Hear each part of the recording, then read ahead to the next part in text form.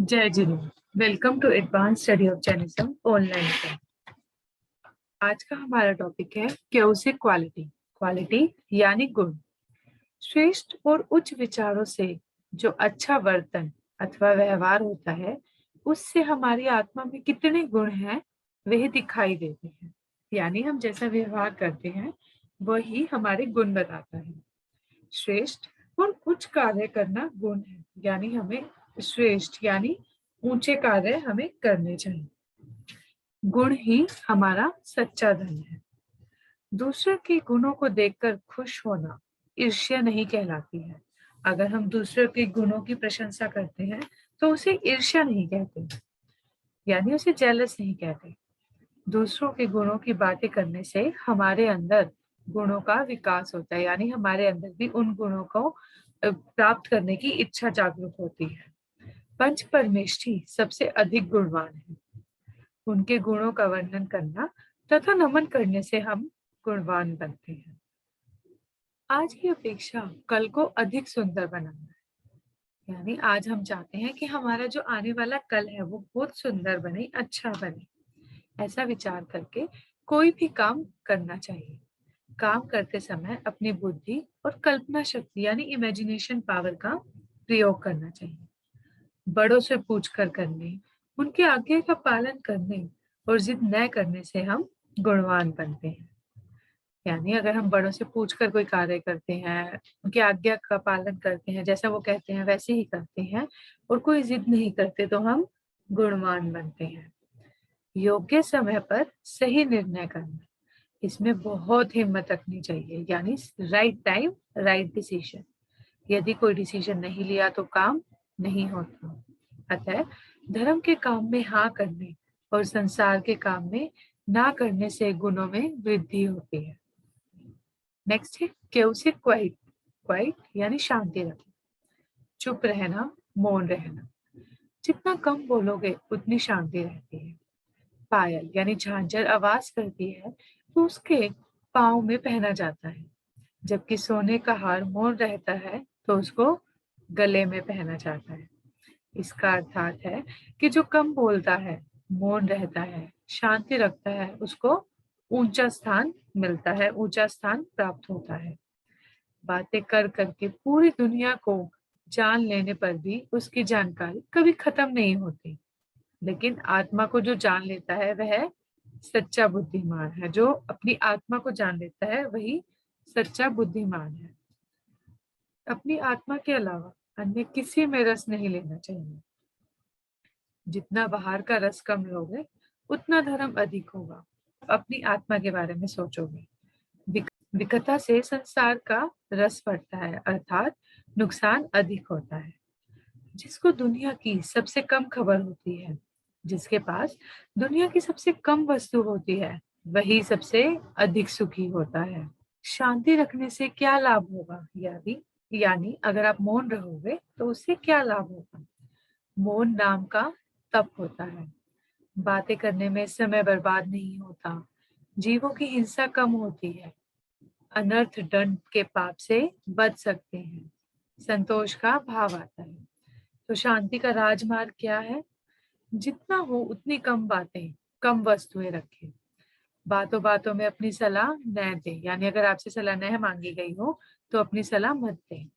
किसी का मालिक न बने।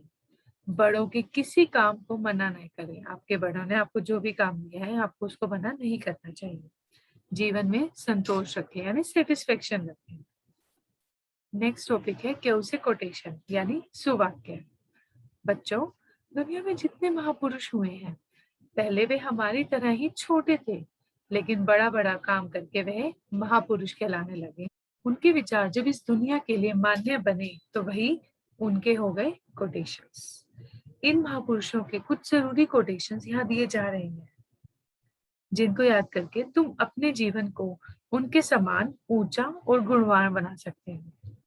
पहला पहला जिस प्रकार जीवों का आधार पृथ्वी है, उसी प्रकार सभी तीर्थंकरों का आधार अहिंसा धर्म है। भगवान ने कहा है कि जिस तरह जीवों का आधार पृथ्वी है, उसी तरह तीर्थंकरों का आधार अहिंसा धर्म है। यदि तुम थोड़े में अपना जीवन चलाना चाहते हो तो किसी भी वस्तु में पैसा खर्च करने से पहले स्वयं से 2 प्रश्न पूछो।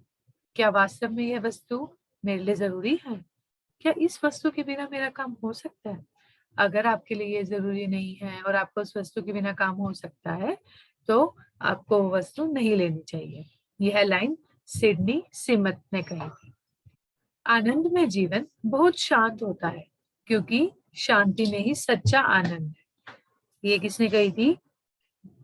Bertrand Russell. भगवान का दर्शन आंखों से नहीं होता, क्योंकि भगवान का शरीर नहीं है, अतः उनका दर्शन श्रद्धा से होता है। यह लाइन गांधी जी ने कही थी।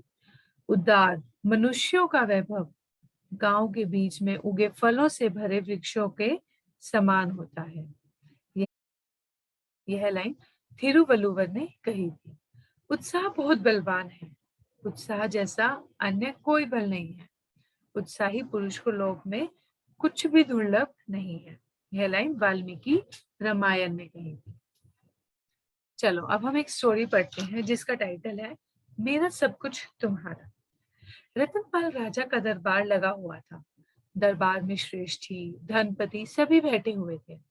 राजा ने आदेश दिया, अकेले राजा से राज्य नहीं चल सकता, अतः नगर के सभी धनवानों को आज्ञा दी जाती है कि वे सभी अपने अपने धन से अनुदान देना शुरू कर दें। यहाँ पर राजा ने आदेश दिया कि सभी धनवानों को यानी सब रिच पीपल्स को दान देना चाहिए ताकि हम अपना राज्य चला सकें। धनवानों ने राजा की बात मान ली और देखते ही देखते नगर में 10,000 दानशालाएं चालू हो गई। 1 वर्ष पूरा हो जाने के बाद राजा ने दूसरी घोषणा की, अब सभी अपने धन के द्वारा वस्त्रों का दान देना प्रारंभ कर दे। सबसे पहले अन्नदान की बात हुई थी कि अन्नदान दान में देना है, अब वस्त्रों का दान देना शुरू कर दिया जाए। कुछ धनवानों को लगा कि राजा को केवल बोलना आता है, यदि हम ऐसे ही दान देते रहे तो एक दिन हम ही कंगाल हो जाएंगे। अतः कुछ धनवानों ने राजा की बात स्वीकार नहीं की। केवल 1,000 धनवान ही लगातार 1 वर्ष तक वस्त्र दान देते रहे। समय सीमा पूर्ण हो जाने के बाद राजा ने फिर ऐलान किया कि नगर में कोई गरीब न रहे, अतः सभी श्रेष्ठी सोने मोती का जी खोलकर दान करें। अब दान देने वाले धनवान रह गए मात्र 100। अब औरों को भी लगा कि ऐसे तो हम कंगाल हो जाएंगे, इसलिए उन्होंने फिर आगे 1,000 में से भी 100 रह गए जिन्होंने सोने मोती का दान दिया। 1 वर्ष पूर्ण होने के बाद राजा बोला कि जो कोई भी गरीब आए और तुमसे जो कुछ मांगे उसको अपने तन पर पहने कपड़ों के अलावा सब कुछ दे दो। फिर राजा ने अगले वर्ष कहा कि जो भी गरीब तुम्हारे द्वार पर आए उसको अपने तन पर यानी जो आपने कपड़े पहन रखे हैं उसके अलावा जो कुछ भी आप दे सकते हो वो दान में दो। शेष बचे 100 धनवान सोचने लगे, लगता है राजा पागल हो गया है, उसको तो केवल बोलना आता है, ऐसे कोई अपना सब कुछ लुटाता थोड़ी ही है। अब सब कुछ दान करने वाले 100 धनवानों में से केवल एक ही व्यक्ति बचता है। 1 वर्ष बीतने के बाद राजा पूछता है कि किसने सर्व दान दिया है। पता चलता है कि एक ही व्यक्ति ने सर्व दान दिया है, यानी उसने हर वर्ष जितना दान कहा था उतना दान दिया है। राजा ने उसे बुलाया और कहा, आज से मेरा सब कुछ तुम्हारा। तो हमें इससे क्या मोरल मिलता है? बोलो बच्चों, उस एकमात्र व्यक्ति को कितना आनंद आया होगा। यदि हम भी भगवान की आज्ञा मानेंगे तो हमारे अंदर भी गुणों की वृद्धि होती चली जाएगी। एक दिन ऐसा आएगा कि भगवान कहेंगे, लो मेरे सभी गुण तुम्हारे, यानी तुम भी भगवान बन जाओ। जैसे कि आप पिक्चर में भी देख रहे हैं कि ये धनवान लोगों ने पहले वर्ष अन्न बांटा, दूसरे वर्ष वस्त्र दान में दिए, तीसरे वर्ष में एक अकेले धनवान ने अपना सारा सोना चांदी मोती यह सब दान में दे दिया और अंत में उसे महाराजा ने अपनी गद्दी दे दी, अपना सब कुछ सौंप दिया। जय जिनेन्द्र।